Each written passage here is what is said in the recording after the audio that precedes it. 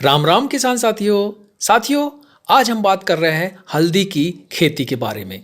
साथियों, हल्दी की खेती अगर आप अभी करते हैं, गर्मी में करते हैं, तो ये आपको बहुत ही अच्छा मुनाफा देगी। और किसान साथियों, हल्दी की मिश्रित खेती भी आप कर सकते हैं।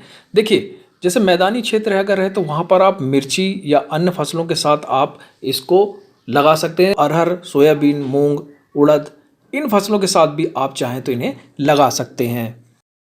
अगर आपने अभी मूंग बोई है या उड़द बोई है तो आप इसके साथ हल्दी की खेती भी कर सकते हैं।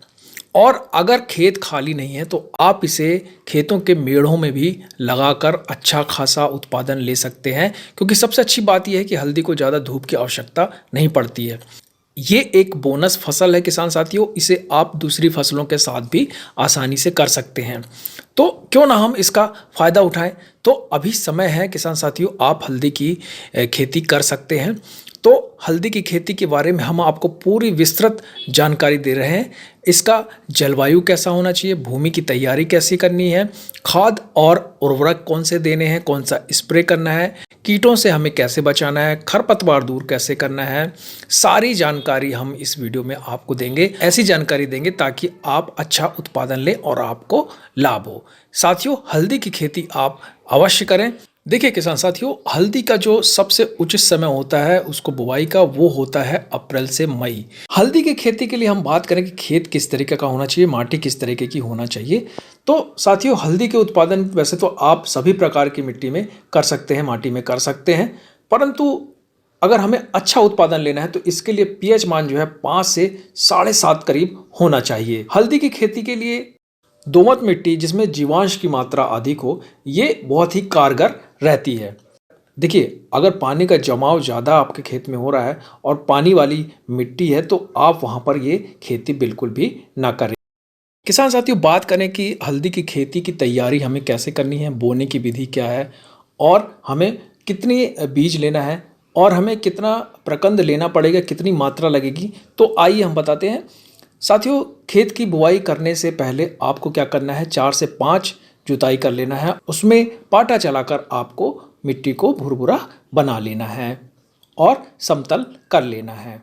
हल्दी के रोपण के लिए आपको क्या करना है, 15 सेंटीमीटर ऊंची, 1 मीटर चौड़ी और कम से कम 3 से 4 मीटर लंबी क्यारियां आपको बना लेना है। 3 सेंटीमीटर की दूरी पर आपको क्यारियां रखना है। हल्दी का जो रोपण होता है किसान साथियों, वो प्रकंद से होता है। ये करीब आपको लग जाएगा 20 से 25 क्विंटल आपको लग जाएगा, प्रति हेक्टर के हिसाब से ये आपको लग जाएगा। और एक बात का ध्यान आप अवश्य दें, जब आप प्रकंद लगाते हैं तो उसको देख लें कि उसमें 2 से 3 आंखें होना बेहद ज़रूरी है।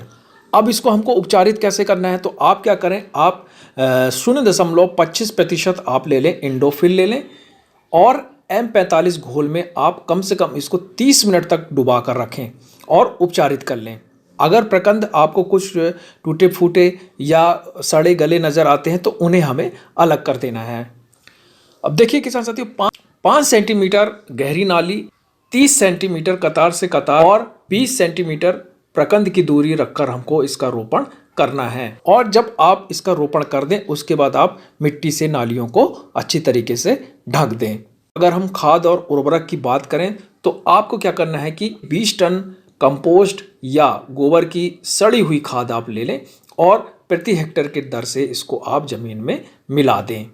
वहीं अगर आप रासायनिक उर्वरक इस्तेमाल कर रहे हैं तो नत्रजन 60 किलोग्राम, स्फूर 30 किलोग्राम एवं पोटाश जो लेना है हमको वो 90 किलोग्राम प्रति हेक्टेयर के हिसाब से लेना है।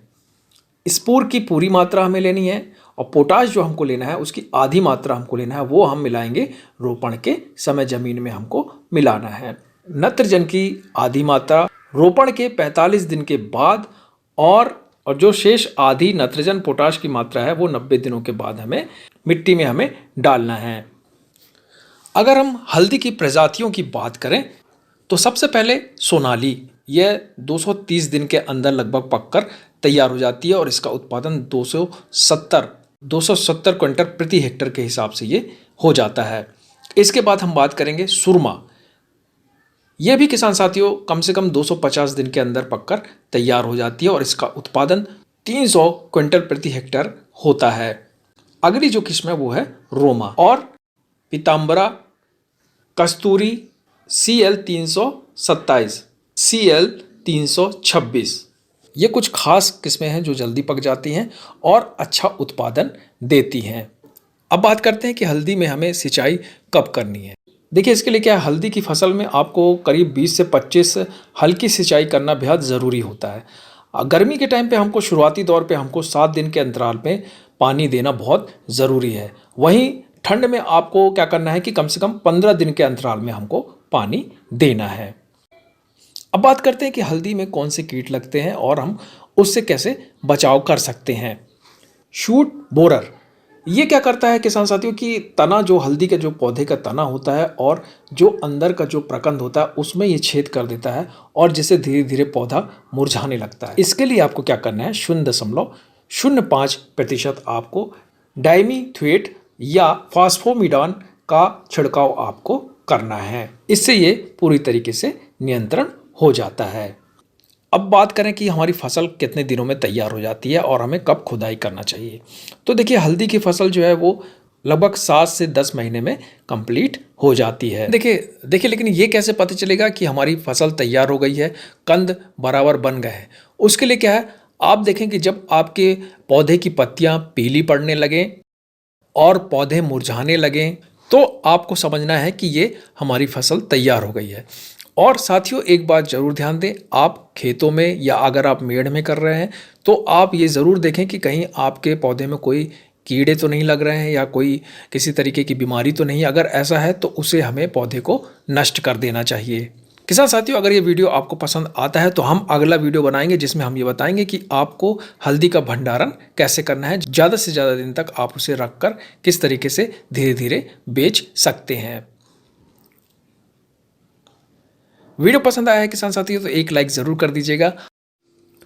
किसान साथियों, एक बात ज़रूर ध्यान रखें कि जो भी फसल आप करते हैं, जो भी आप सब्जियां लगाते हैं, उनकी बराबर निगरानी करें। समय समय पर अपने खेत को देखते रहें और समय समय पर दवाई दें, छिड़काव करें, खाद दें, तो इससे उत्पादन अच्छा होता है। और आप हमारे चैनल पर किस तरीके के वीडियो देखना चाहते हैं वो भी आप हमें ज़रूर बताएं। अपनी राय भी आप हमें हमारे वीडियो के मुताबिक ज़रूर बताया करें किसान साथियों, और अपने महत्वपूर्ण सुझाव आप ज़रूर दिया करिए किसान साथियों। यूं ही आपका आशीर्वाद हमें मिलता रहे। हमारे चैनल पर और भी अच्छे अच्छे वीडियो आने वाले हैं किसान साथियों। आप अपना आशीर्वाद और सहयोग हमारे लिए सदा बनाए रखें।